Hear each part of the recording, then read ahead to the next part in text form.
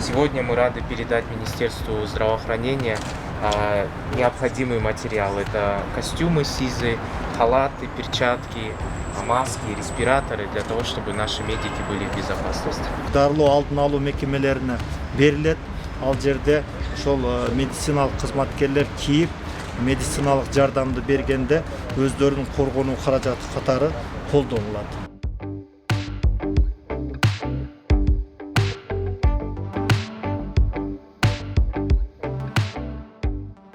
Бул коргонуу медицина кызматкерлерге өтө керек.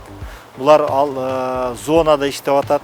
Көпчүлүгү бул красный зона деп коебуз, кызыл зонада иштеп атат да.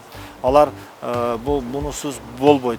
Бүгүнкү күндө бизде жетиштүү эле, бирок биз запас менен карап атабыз. Ошон үчүн каякта муктаж боло турган болсо, ошол жака биз беребиз.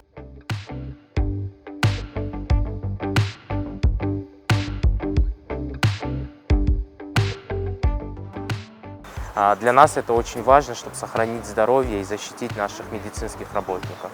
В связи с этим я хотел бы призвать многих партнеров по развитию, многих других организаций, чтобы они обратили внимание на эту потребность, и совместными усилиями, я думаю, мы добьемся хороших результатов.